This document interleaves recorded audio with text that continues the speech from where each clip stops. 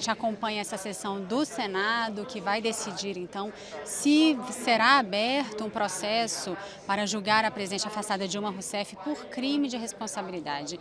Essa sessão deve se estender ao longo de todo o dia de hoje, entrando pela madrugada. Nesse momento, o senador Antônio Anastasia, que relatou esse processo na comissão especial que foi aberta para essa finalidade, faz a leitura do seu relatório. Ele tem 30 minutos para fazer a leitura do seu relatório. Ele já está aí há alguns minutos, faltam 10 minutinhos mais ou menos de prazo que ele ainda tem na fala dele. E está previsto que a sessão aqui do plenário do Senado seja interrompida daqui a pouquinho, a 1h da tarde, para o intervalo de almoço dos senadores que estão acompanhando essa sessão. Esse intervalo vai de 1 até 2 horas da tarde, às 2 da tarde a sessão deve ser então retomada e no final, logo depois que o senador Anastasia tem esses 30 minutos de prazo para a leitura do seu relatório, cada um dos 80 outros senadores terão prazo de 10 minutos para pronunciar o seu voto. Enquanto a gente continua acompanhando a sessão aqui do Senado Federal, a gente vai dar um giro nos principais destaques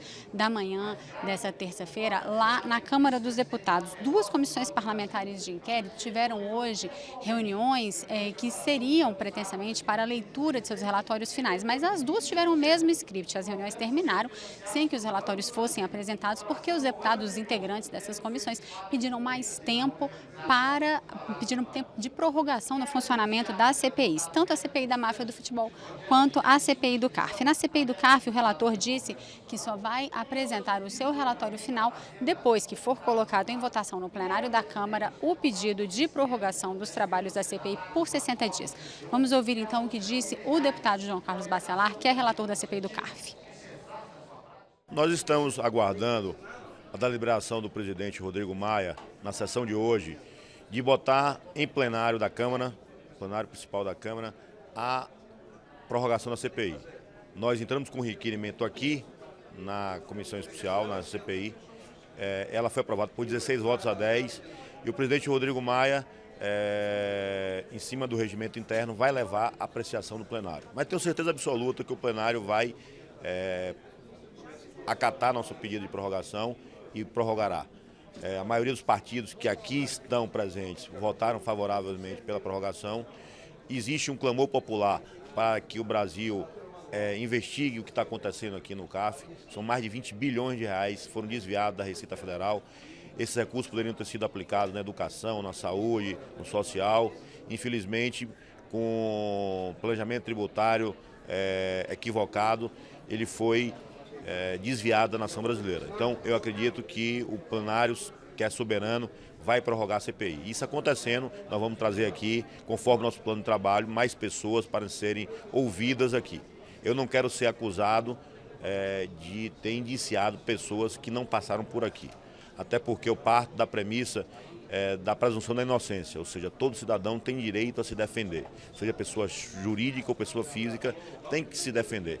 E muitos não vieram aqui ou por quererem driblar a CPI ou até por não ter tido tempo de aprovarmos aqui os requerimentos apresentados aqui no plenário da CPI.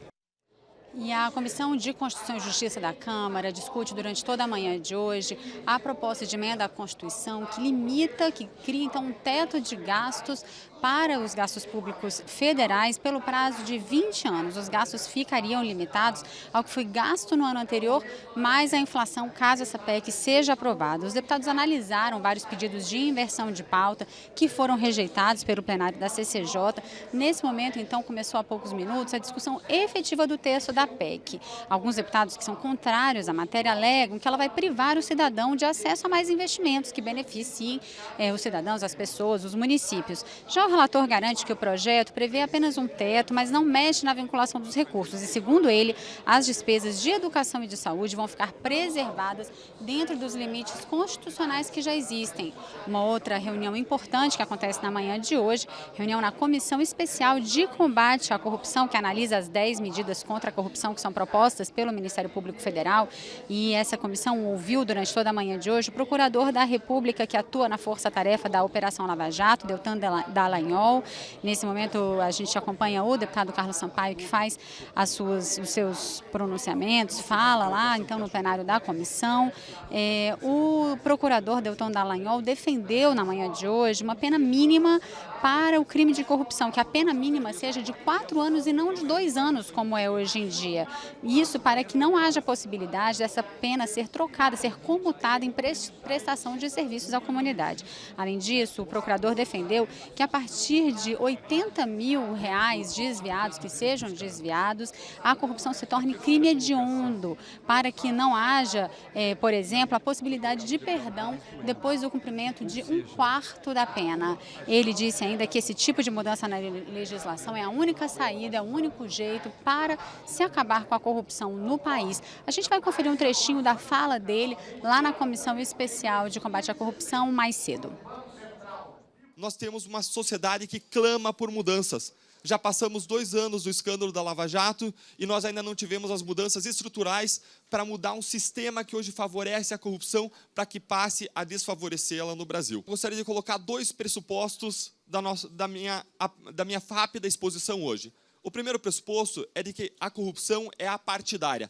Corrupção não é um problema de um partido A ou de um partido B. Não é um problema de um governo A ou de um governo B. Mudança de governo não é meio caminho andado contra a corrupção. Não é caminho nenhum andado contra a corrupção. Assim como um caso como a Lava Jato não muda e não vai mudar o nosso país. Se nós queremos mudanças, nós precisamos tratar o sistema que favorece com que a corrupção surge. As condições ambientais de temperatura, pressão e umidade que fazem com que as maçãs apodreçam no cesto. Não basta tirar as maçãs do cesto, nós precisamos fazer com que elas deixem de apodrecer. A segunda premissa que eu coloco é que essas propostas não são contra o Congresso Nacional. Pelo contrário, elas não se debruçam especificamente sobre nada do Congresso Nacional. Elas se debruçam especificamente, sim, sobre algo do Judiciário. Elas estabelecem uma prestação de contas por parte do Judiciário e do Ministério Público. Se nós não mudarmos agora, é provável que nós e os nossos filhos continuemos sofrendo com esse problema da corrupção pelas nossas histórias. O deputado Onyx Lorenzoni, que é relator dessa comissão especial, disse hoje que espera ter o relatório final votado lá na comissão até novembro desse ano. E aqui no Senado continua então a fala do senador Antônio Anastasia. Ele já está entrando nos seus minutos finais de leitura e de defesa do seu relatório. Faltam 3 minutinhos esse prazo final. Lembrando também que daqui a alguns poucos minutos essa sessão deve ser suspensa. Já foi combinado isso pelo presidente da sessão, pelo presidente do Supremo Tribunal Federal, Ricardo Lewandowski, que haverá então uma pausa daqui a pouco, entre 1 e 2 horas da tarde, para que os senadores possam almoçar, e a sessão então será retomada. Na sequência, cada um dos 80 senadores terão direito à fala, a proferir o voto deles, a defender o voto deles. Cada um vai ter 10 minutos para falar. Defesa e acusação também terão 30 minutos para fazer as suas defesas finais. Deve haver outra pausa no final da tarde, por volta das 6 horas da tarde. Deve ficar havendo pequenas pausas na sessão para que a sessão não fique cansativa demais, mas a expectativa é que ela dure ao todo aí entre 20 e 30 horas de duração.